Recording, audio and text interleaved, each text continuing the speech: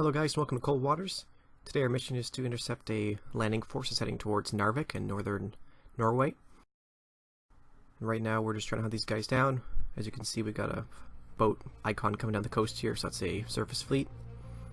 It's coming down the coast, so it's probably the landing force. Usually the ASW groups don't go down there. So I laid off on the mouse there at the last second so they would actually come over towards me and I'd be stationary. So I'm already at 5 knots. And as you can see, we already have 3 sonar contacts. So let's get to work on classifying these guys.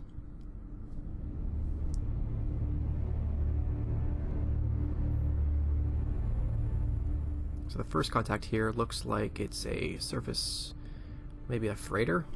Poltava is a large freighter, so maybe a landing force, maybe not. And we have Sierra 4 now. And we also have another one here. The Andijan is like a landing ship slash small freighter.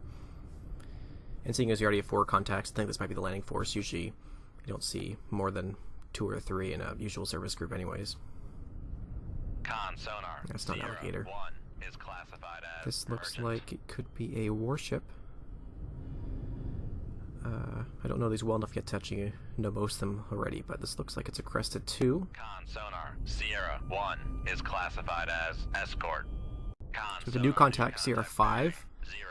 So let's check out what this guy is. But we're still working on Sierra 4 here, actually. And it looks like it's another freighter, communist class. So this might be a convoy. I've never actually seen one of them before, but we did have a landing force land in Norway earlier, because I couldn't intercept them. I had to repair my ship. So maybe they're sending in freighter convoys to their landing in Norway. Now Sierra 5, this is a Cashin. You can definitely tell the Cashin because it's basically 5 lines at almost equal spacing. Though you can't actually see the last line there, so it could be a Krivac, because the first 4 lines in both those are exactly the same as far as I can tell. So I'm checking here the bearing, so I can check on the scope, and we're also checking to make sure there's no aircraft nearby. We're going to raise the scope up, and we're going to look at between 20 degrees and 75 degrees and see what we can see on the horizon here. So we got some contacts here. They're within visual range. There's our warship. That's actually a not a Cashin, it's a Krivac 1. And there's our Andijan. Poltava. There's the communist over here. Trying to identify these guys with the eye icon, or the eye button. And here's our Cresta. And just checking around to make sure there's no helos nearby. Looks pretty good. And we're going to drop down a little bit, I think, and then we're going to engage the warships. Make depth 100 feet, dive high. So I don't really care about the surface contacts right now, the actual freighter guys, because I'll just be able to hit them with missiles afterwards. But I want to get these 2 warships first before they launch helos or anything like that, so we're going to get some Mark 48s on them. And we already have 95% on these contacts. I was just seeing their bearing. So shoot tube 3 and shoot tube 4. And we'll let these weapons run out. So they probably won't see them until they're really close, at which point it's basically already too late. But I was checking the figure of merit earlier, and there's no way they already have me, unless there's some kind of a helo nearby. So I'm just editing the bearing of that second weapon there. And they definitely know me here now. You can see all the freighters are just suddenly running away, and that Krivac isn't going to live much longer.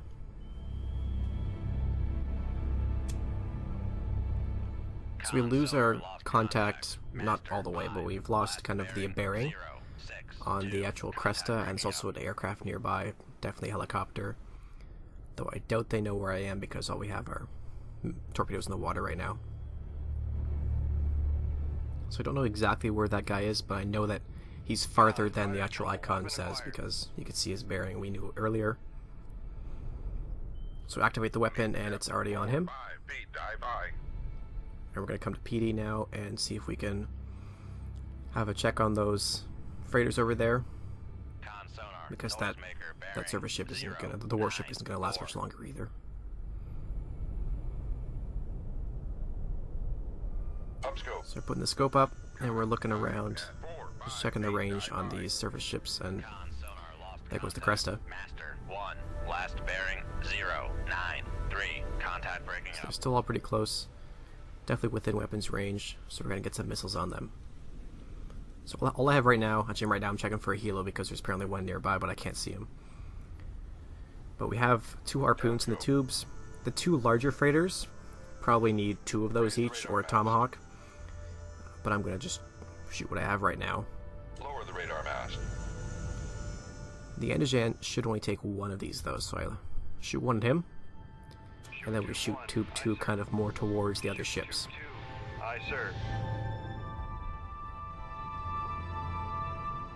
And we sink out below the layer, because that was probably going to let the helo know where I am seeing those missile launches, so we're just going to try to hide under the layer for a little bit, in case he comes around to look for me. So here's one of our missiles on the target. It's still cruising right now. Should activate in a couple seconds here. You can see the 3 ships out there.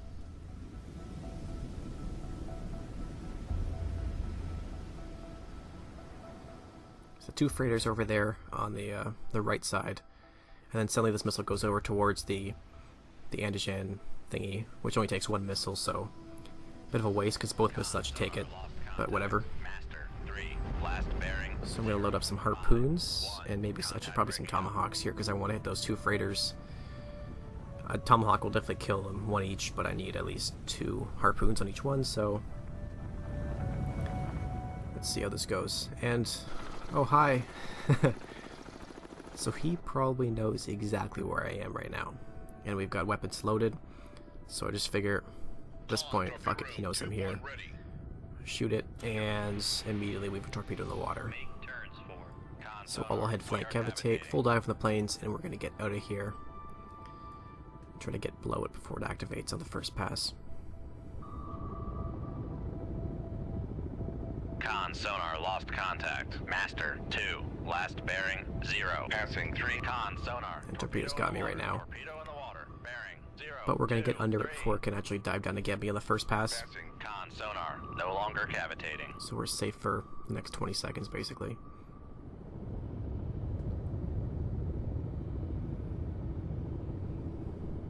You can still see the helo up there. So the weapon's coming back around a little bit, trying to find me again. And I'm trying to turn away. I want to keep the back of the ship facing it, because that way we're heading away from it, and also if I deploy countermeasures, make a knuckle, they'll be between me and the actual torpedo, so. Still not at top speed yet, but we're trying to get there. This should be fine for now. There's no more warships in the area, so all we gotta do is really dodge his torpedo and then sink our freighters.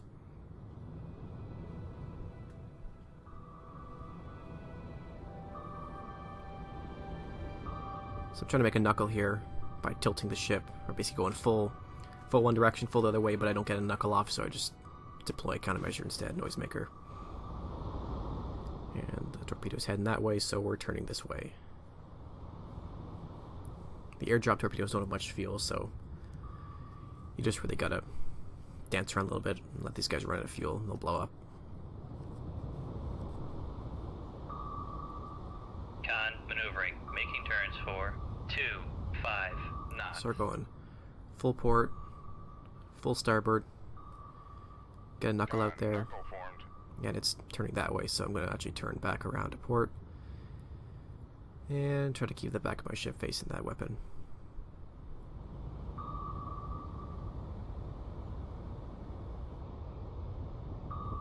Just bringing the map in here so I can see a little better. Tube 1 ready.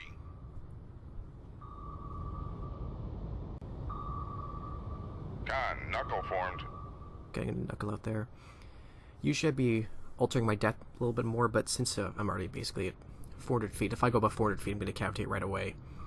I don't want the helo to drop another torpedo in the water, so I'm just trying to keep it around 450 feet. And the bottom isn't too much deeper here. I'm just checking the conditions, see 2,700 feet. So there's not too much room to play up and down.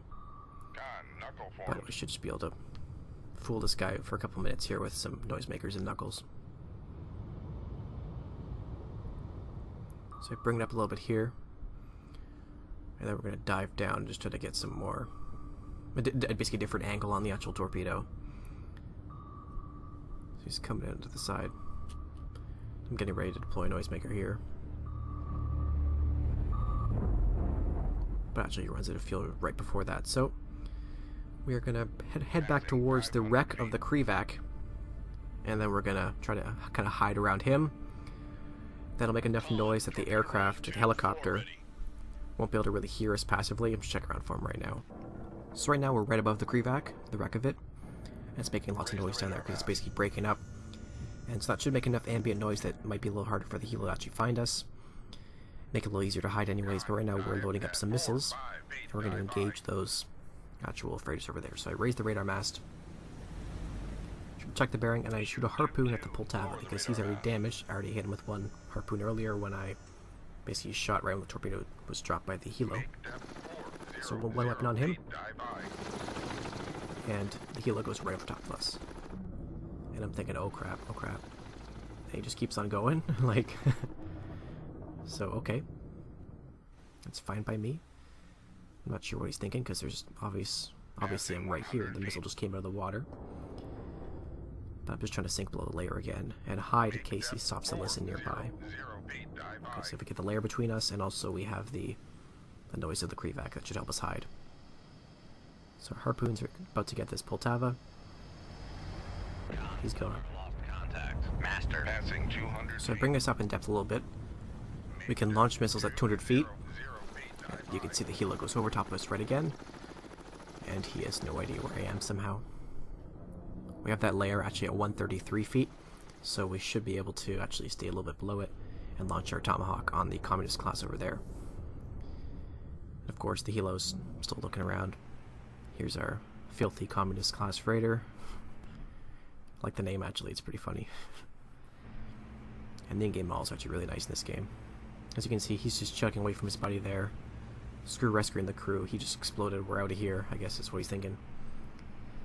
But he's not exactly the fastest ship ever. So we're trying to get to 200 feet so we can launch our Tomahawk. And the helo's just kind of hanging around, but not stopping to drop his dipping sonar, so I don't know exactly what the AI is doing here. But he looks like he's heading away right now. So, okay, let's shoot the tube. And he starts coming back towards us. But whatever. I don't trust this guy anymore to actually do his job. So he's right there. And then Tomahawk comes out of the water. And he just keeps on going right on by. I don't know if the AI actually notices the missile launches. I know it hears the sound. But he just sails on by, off into the sunset. Kind of stops there for a second, but then he's just turning around. Like, I thought he was stopping to drop his sonar, but he's just deciding to go back this way. So I think he's just retarded, I'm not sure. But there he goes once again. He shouldn't be in the Soviet Air Force, I don't think. So we're diving out now to 500 feet. Just getting ready to escape. Let's check on our weapon over here. Here's the freighter, and here's our weapon. And it's definitely not going to survive a Tomahawk hit. It's a pretty big weapon. It's just a freighter. It's got nothing to shoot this down, even see the weapon coming in. And he's gone. So, that's our service convoy destroyed. All service contacts are cleaned up. And our tubes are reloaded, which is kind of convenient. So we're just going to get out of here because the helo's still nearby. We're past 400 feet, so we can go full speed. And we will not cavitate. And we're just going to basically turn away from where he was, which is basically just near the fleet. Full speed ahead, and compress time and get out of here.